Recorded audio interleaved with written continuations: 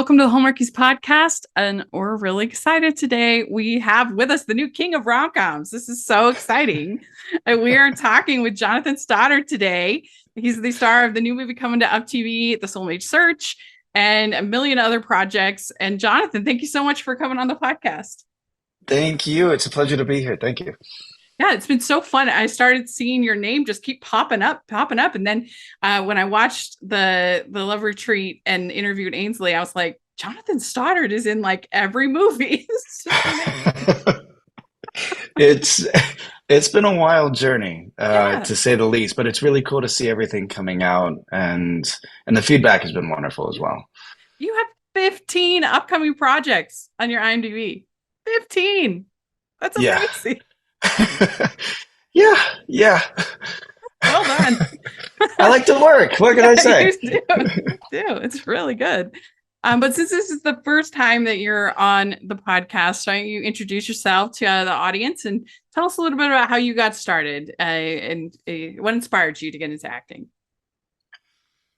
Ooh, I don't know how long we have on this podcast, but so I will say hello. My name is Jonathan Stoddard.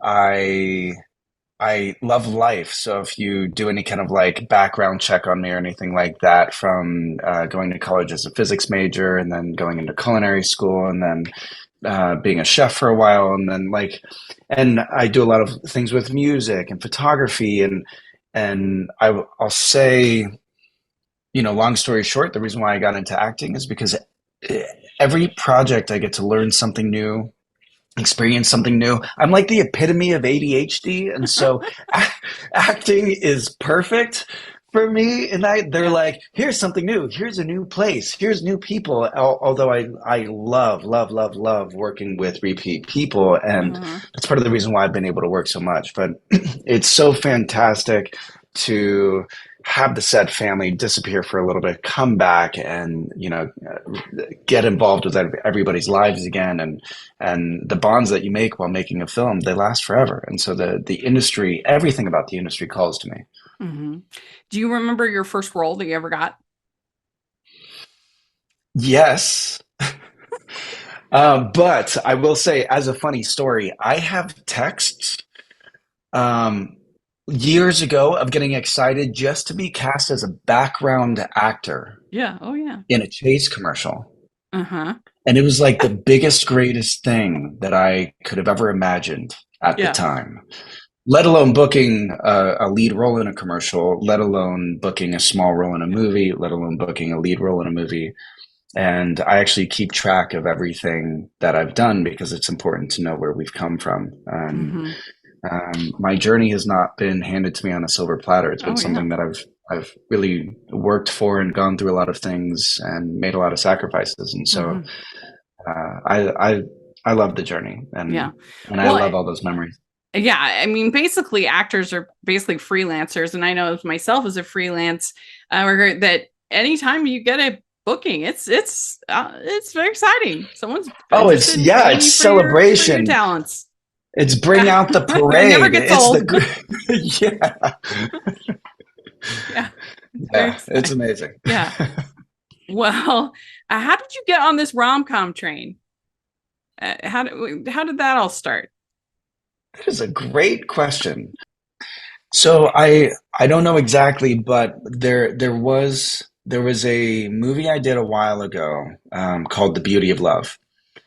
And we shot it in Oklahoma. And all I can tell you is that after that movie, something really amazing happened. From Lindsay Hartley directed that one. And so from working with Lindsay Hartley, in which she ended up calling me back into a handful of thrillers and things like that. But I've also had the privilege of working with her in other rom-coms. But then for some reason, it went from that one to another one to another one to another one. Part of that was with Reel One, which is just an incredible production company.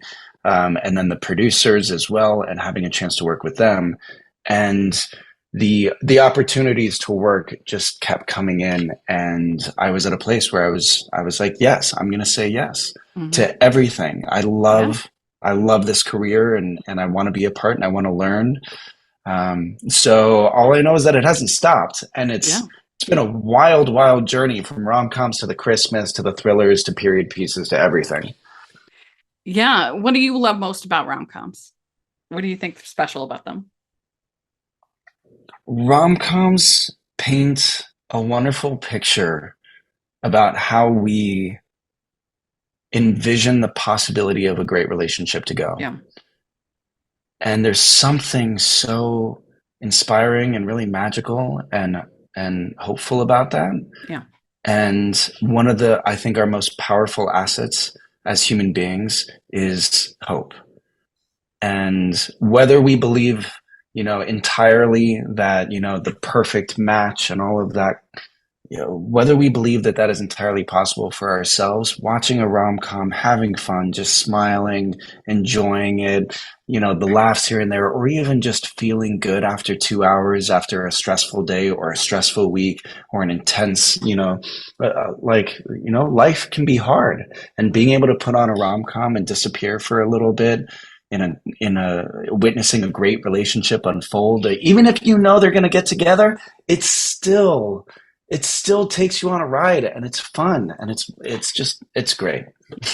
Yeah, I always say that they're inherently hopeful. I completely agree with you Yeah. that we want to believe that happy endings will win and the good things will happen to good people, and that and the good things will happen to us in our lives and all of that. Yeah, so And they do. they're It important. is Yeah. possible.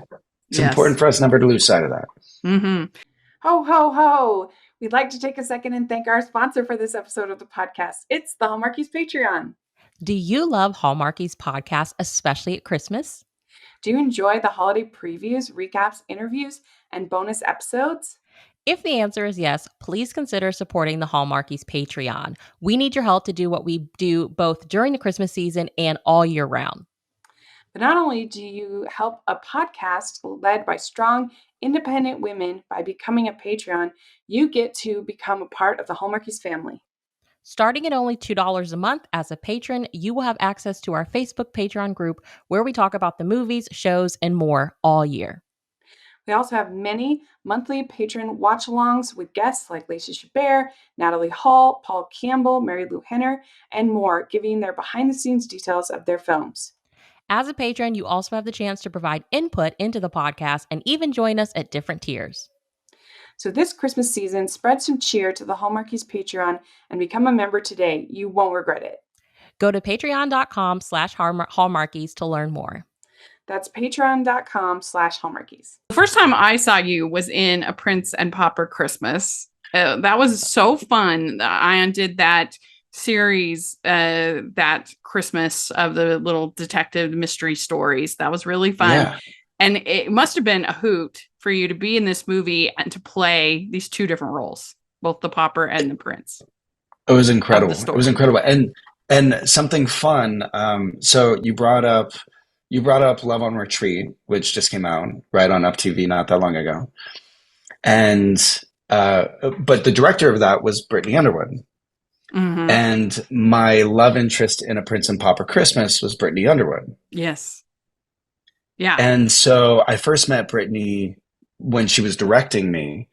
And then she also directed Baked with a Kiss. And then she and I finally got to act alongside each other for Prince and Pauper. And it was a phenomenal opportunity, not only to be able to work with her, she's such a brilliant actress and director, but also for me to play two characters was a wild experience and milestone in my career. Like it was phenomenal. It's a completely different approach to characters, to blocking, figuring out how the scene's going to work. Cause I had to play opposite myself before we started filming to know where I was going to go and how we were going to plan it and the strategies behind the shots. It was amazing. And it was so much fun. Friend of the podcast, Peter Sullivan. He's great. Yes. Love him. And Tom Calloway, like he was the DP, such a brilliant photographer, director of photography. Peter is just such a gem to work with. And he's just an icon in the industry. He's great. Yeah. Oh, we had a lot of fun. It looked fun. It really did. So then you had Baked with a Kiss, which just was released on TV. And that was, I think, really fun. I love Ansley so much. I think that she is just perfect for this genre, for these movies. Yes. and Yes. I really love her. And she sent us some of the outtakes of Love on Retreat, and it seems like she's very she always making you laugh, getting you to Oh break yeah. break your She's amazing to work with. Like there's never a dull moment. You're laughing, you're smiling. She's just such this incredible ball of energy. And yeah, she just shines light everywhere she goes. It's great. Well, the thing about Baked with a Kiss, though, most of the food looked really yummy, except for that pie. That pie looked terrible. I was like, oh, he has to eat this horrible purple pie. Am I correct? Is the pie terrible?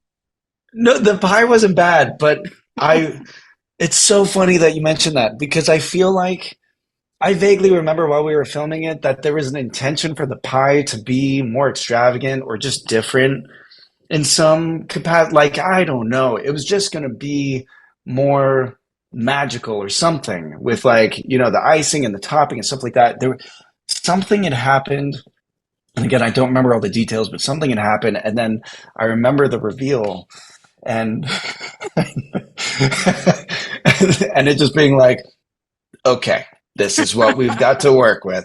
Yeah. Let's just do it. I mean, part of it is because I really do not like lavender flavored food. It tastes soapy to me. It tastes like, and so the idea of a lavender pie that's like purple, like food shouldn't be that color. I think we can agree. Yeah. And so I was like, oh, I bet that looked awful. Then you did A Christmas Frequency, also with Ansley. Yes. And that looked like fun. That had like a little bit more heft to it than some of the other rom-coms that you've done, I think. A little story. Yeah. Going on.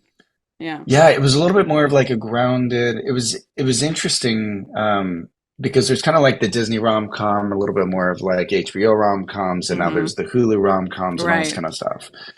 And this one had a little bit, I don't know how to say it, like maybe more of a backbone or more of a through storyline or more of like an interesting journey in that regard. Well, because you had been, it was a total friends to lovers kind of story, which is one of my favorites. But you'd been friends for so long that there was more substantial to your relationship than some of these others. Right. I think. Yeah. Right. Yeah. It wasn't just an initial like love at first sight. There was actually a development. There was a growth around it. Yeah. So, and that was wonderful. And Ansley wrote that. Oh, that's right. I forgot that she wrote that. Yeah. I mean, she's brilliant. She really is. And so then Love on Retreat. And those scenes where she's dancing like a maniac, that must have been fun.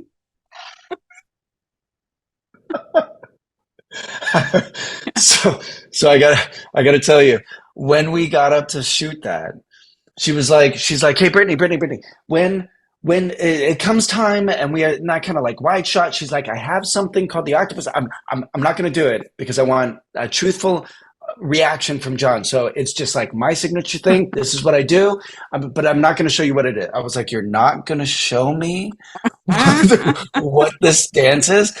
And so they left that shot in, which is she starts doing it and I crumble to the floor laughing. I drop to my knees on the dance floor laughing and they left it in. Yeah, that was really funny. So then you have the Soulmate Search that's coming out. We talked to Alexandra. Love her. She's wonderful. Oh, phenomenal. And I've seen the film. I really enjoyed it. And I liked this one because I felt like there was just like a little bit of cynicism compared to some of these others. To it. And that there was just like a little bit of an edge, just little. Yeah. There's something really, really, really special and near and dear to my heart about the Soulmate Search. And when I first read the script, something that I really loved about it is that we fall in love on the journey. Instead of it being, even like we were talking about, instead of it being like an immediate, instant, boom, love at first sight thing, this is two kind of interestingly jaded people. There's there's still some hope, but yet I'm resistant, not open to anything. I'm wounded and hurt. And but still to go on a professional journey to try to figure out what this scam is, this, Right. this matchmaking service. And then we end up breaking down the barriers of each other and the walls of protection and then fall for each other on the journey. And it was for me, it was such a powerful script to read, because it felt more like some of the traditional rom-coms that I grew up watching in the 80s and 90s. And I really loved that kind of body and substance within a story. And I love doing it. So for the record, why don't you tell the audience a little bit about the movie, about what they can expect? Well, they can expect me being really jaded in the beginning. I play This is Will. matchmaking service, right? Yeah. Yeah, I play Will, and there is a matchmaking service that has 100% success rate. And they are anonymous, and they'll go find these two people, set them up on a blind date. And I'm this like big time family lawyer kind of thing. And they hooked me up with a blind date with Alex, who is this abstract artist. And so we have like our first our meet cute is not a meet cute. It's more of like a meet and then we repel and we kind of have some tension. Yeah. Yeah. And then we see each other on the blind date that, Eternity, this matchmaking service, set us up on. And immediately it's like, oh, this is the biggest scam. I can't believe I invested time and money and hope and belief in this. And then we show up the next day to try to like get our money back. And we both happen to show up to do it. And we then go on this adventure to track them down and to figure out what was going on and all this kind of stuff. And they systematically take us on these little dates as everyone tells us where the next place to go is. And we end up falling in it's a rom-com. I'm not giving anything away, but the journey is really, really fun. Yeah. And there's some real substance to these characters and to these people. They're really human. And that's something that's really special about this one. They're really human. Yeah, I enjoyed it. I mean, because you have a son, and so that gives the character a little bit of heft as well, and a little bit of heart. And I agree. We'd like to take a second and thank our sponsor for this episode of the podcast. It's Baker Bookhouse and their spring releases. First, The Seamstress of Acadia by Laura France. Caught between the warring French and English on Canada's rugged shores in 1755, Sylvie Gallant is forced from her Acadian home and family and is alone in colonial Virginia. Now the enemy soldier who once tore her world apart might be the key to restoring her shattered past. Next, The Irish Matchmaker by Jennifer Dybel. Catriona Daly is no stranger to the business of love, even though personally she has yet to find it. Eager for a match of her own and a fresh start away from her sleepy village, she makes grand plans for the annual Lisdoonvarna Matchmaking Festival. She never expects, however, a shy, widowed sheep farmer to distract her from her goal. To get ready for summer, we have Just for the Summer by Melody Carlson. Ginny Masters manages a Seattle boutique hotel but is tired of the rat race. Jacqueline Bowman manages her grandfather's fishing lodge in Western Washington, but she longs for city life. Eager for a change, these women swap jobs for the summer, but it's not quite so simple to find the happiness and love they're searching for. And finally, Sandkissel Inn by Irene Hannon. When a man struggling to recoup from a tragic loss and woman still reeling from an unplanned career detour join forces to save a floundering B&B on the Oregon coast, they might also discover that hope and healing can sometimes be found in the most unexpected places. You can pick up any of these books wherever books are sold now or later this spring and save up to 40% off on these or the whole spring book release list at bakerbookhouse.com/featured/rebel-fiction or use the affiliate link below. That's bakerbookhouse.com/featured/rebel-fiction. So there's a lot of scenes of banter back and forth because you are enemies to lovers at the beginning of this one. How do you prepare for a scene like that of all those lines? I read it a lot. I read it, I mark it up. I'll say one of the greatest things that I've ever invested in is an iPad. And I do love the tactile sense of paper when I'm doing the work, but then I would get to a place where I would do so many markings and highlighting and writing and drawing and all that stuff, and then they'd send a new script, and I was like burning through paper and then also destroying it as I was breaking it down and studying it and reading it and everything. And so I'll say, like if you go through my notes and my history of the scripts on my iPad, I make notes, I do voice notes. I'll find reference movies and characters and people that I really appreciate, respect, or admire for this kind of a person, or like I put together a whole mood board about the characters, and it just helps find a different kind of voice behind the character. Yeah, yeah. Well, there's a scene in this movie where y'all make pizza, and she suggests pineapple and ham on the pizza. And so I'm curious where you stand on this controversial issue. Well, it's a Hawaiian pizza, basically. Yes. I am not mad at fruit on pizza. I'm not mad at it. Yeah. I know it's a 50-50 shot and people have their feelings, but I take a stand. I'm not mad at pineapple on pizza. Yeah. Okay, like I wouldn't put necessarily other things on like other fruits. I wouldn't throw a kiwi on there, but pineapple, I'm all right with. Okay, pineapple. Okay, good. It must have been fun, those scenes with the little boy. Like he seemed like a cute little actor. He is someone to watch out for. Yeah. He is going to do some phenomenal things. Mm-hmm. Yeah. Yeah, he's very cute. He is amazing. He's such a great actor, so talented, and such an awareness at such a young age. He's great. I also enjoyed at the end that you both get dressed up. You're in a tux. She's in a fancy dress. You sometimes don't see that in these movies. I was like, yeah. Yeah, the climax of this movie is really something quite special. Mm-hmm. I mean, again, the journey, like this story actually has a real arc to it. Mm-hmm. And like character arc and things like that. And because they actually go on a real human journey, you actually get to see from start to finish. These aren't just like the two same people falling in love. It's two people who had really strong feelings and that kind of edge that you were talking about, which is just human. Like we're human. There's something so relatable and beautiful about the soulmate search. And then throughout the movie, you watch the guards come down to that final climax to where it's like, oh, they actually believe in love and that it's possible for them. Mm-hmm. And that is such a powerful story to tell. Yeah. I think people will really enjoy it. And so do you have anything in these 15 upcoming projects that you want to talk about or that you have coming up? I mean, we'll have to have you back on for sure. Well, I would love to. Yes, absolutely. Yes. I mean, from unbelievable. The subset of the rom-com genre is then the Christmas rom-coms and stuff like Prince and Pauper, and even, Christmas Frequency. And then Brittany and I did another Christmas movie that came out last year called A Royal Christmas Holiday. And what's funny is that I'm in a hotel room right now in Buffalo, New York, filming with Brittany for another Christmas movie. So there's I don't know what to say other than just there's some really fun movies coming out.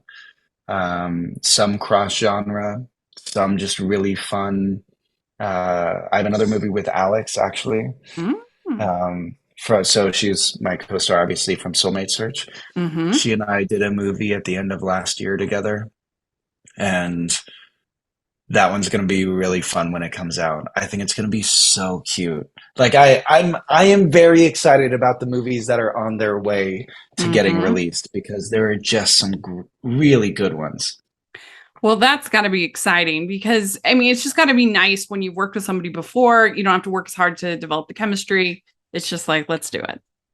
Oh, it's amazing. It's amazing. And I mean, the chemistry is great, like to have there, but to love and trust your scene partner and to just be like, okay, I know that you're going to show up, be professional, know your lines, rock it, and make every day amazing is, it is such a relief. It is such a relief. Yeah. And so people like Alex and Brittany and Nansley, like phenomenal humans. Great. I love working with them. Yeah.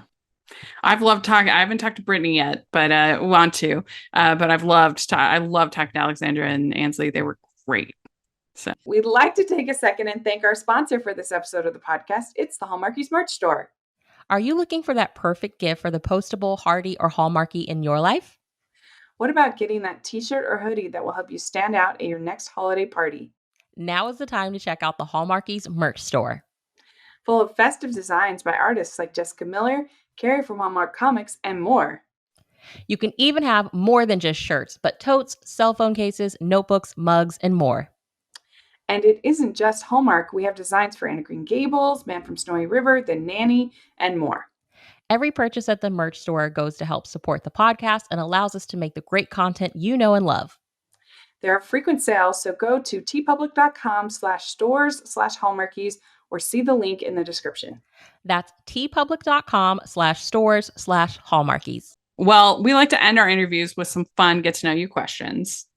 Yes. So here we go. First one. All right. What is the best ice cream flavor?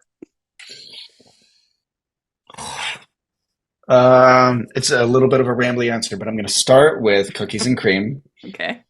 Then I'm going to move towards nocciola, What's that? which is like an Italian gelato hazelnut. Mm. And then Sounds mint good. chip.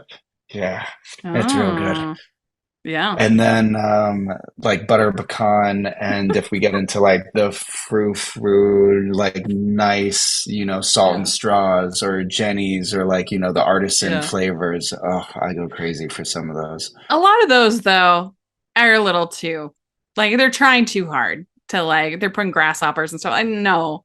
I don't need Yeah, that. some of them it's way over the top, but then others it's it's when it's done simplistically and beautifully, it's like ice cream is supposed to be ice cream. Let's stick with some of the like solid, hardcore, Yeah. traditional flavors. But yeah, I mean, if you were to ask me growing up, it was Cherry Mhm. Garcia, 100%. Oh, that's a good one. Yeah. Oh, I would eat a pint by myself as a Yeah. kid. All right. What's your favorite color? I would say it's like a deep blue. Oh, very So not good. like a light sky blue that's off in the distance. You've like put a lot of thought into this. I can tell. Yeah, Your favorite color.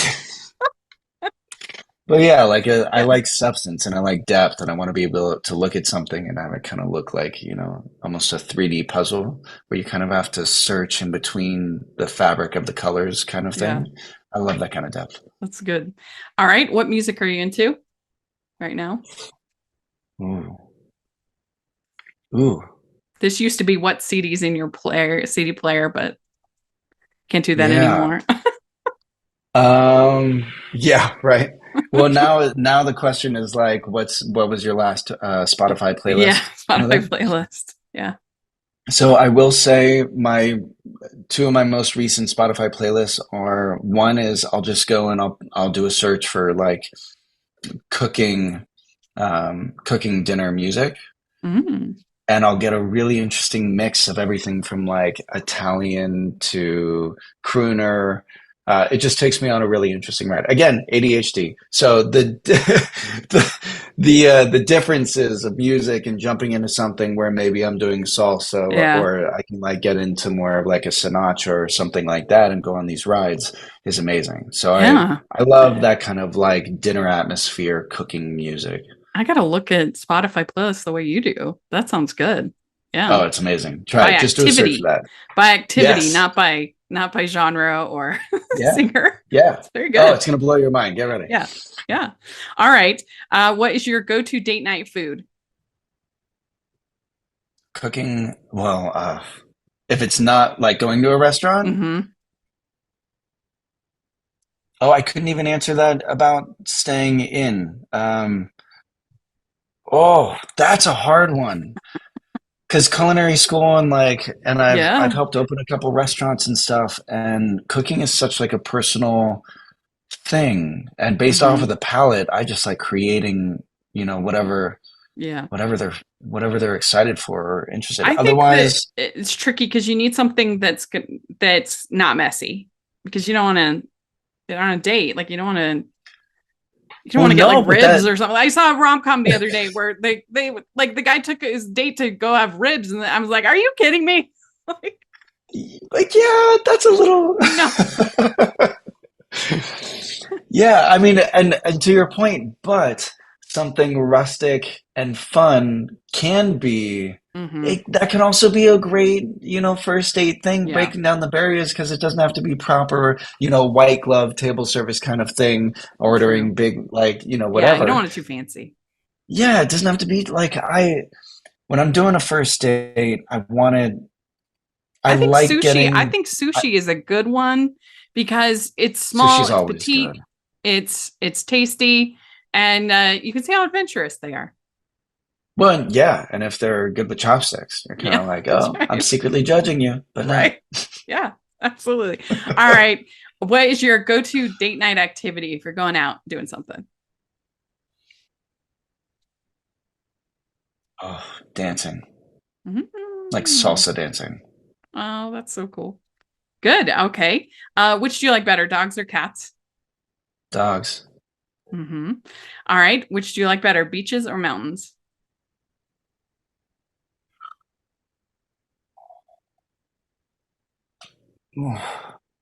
Either answer is going to hurt coming out of my mouth, but I'm going to say beaches. Okay. All right. What is your favorite holiday to celebrate?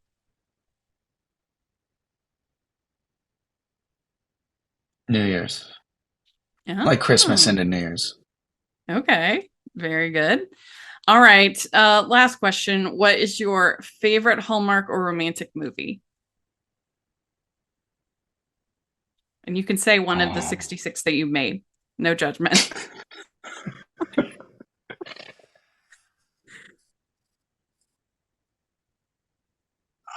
That is such a challenging one. I think just by default, I'll say two. One, a classic. I'm going to say The Princess Bride. Good one. Then, Princess Bride, Dirty Dancing, to then Love Actually. There's good picks. There are just some really, really good ones. That's an evil question. That's hard. Who answers that? I think Princess Bride is probably the most quotable movie ever made. I mean, phenomenal. Yeah. Yeah. It's one of those movies that you often don't realize they haven't seen it in a long time because it feels like you've seen it, because people are just always talking about it. It's legendary. It is it's timeless and it's legendary and it still holds up as a wonderful story. Yeah. Even regardless of the special effects and everything, it's still amazing. And it's 89 minutes. Like, there is no way that a movie like that, an action movie, would be an hour and a half these days. No. It's crazy to me. The adventure, the plot, everything about it is just so brilliant. So brilliant. I agree. Well, very good. You did it. You answered all the questions. Yes. So thank you so much. This was a blast. I really appreciate it. And I'm excited to see you in all your upcoming projects and especially more rom-coms. And if people want to follow you on social media or that kind of thing, how do they do that? So the most active platform I'm on is Instagram, and it's at John Stoddard Official. And John is just Jon. Great. Very good. I'm on Facebook and stuff, but it just repeats everything I do on Instagram at the moment. Very good. Great. Well, thank you so much. It was great to meet you. Yeah, you too. Thank you. All right. I'd like to thank Jonathan for coming on the podcast. This was so much fun to get to talk with him. I thought he was really wonderful and funny and just a great guest. So I hope you all enjoyed it. Put your comments in the comment section or on Twitter. And you can find me at Rachel's Reviews, all of our social media, iTunes, YouTube, and on Rotten Tomatoes. So check that out. Also, make sure you're following the podcast at Hallmarkies Pod and Hallmarkies Podcast, all of our social media. And if you are listening on iTunes, please leave your ratings and reviews. That really helps us a lot. And if you are watching on YouTube, please give the video a thumbs up, subscribe to the channel. We appreciate that so much. We also have the Patreon group and merch store. So check that out. And thanks again to Jonathan. And we'll talk to you all later. Bye.